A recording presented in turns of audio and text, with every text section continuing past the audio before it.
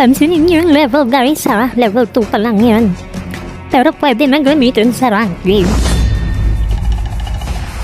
Bronze 3 ang lowest rank sa Honor of Kings.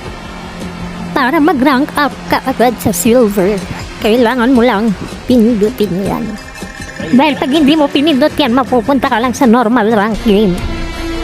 So kapag nanalo ka sa match na ito, magiging silver na yung rank mo at magla-level up ka din agad to level 8. Click mo lang enable.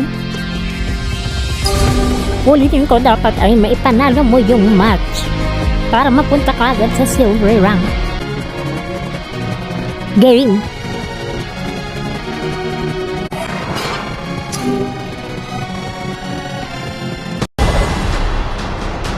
Para sure win, yung kamukha ni YSS ang gagamitin natin. O diba? Yung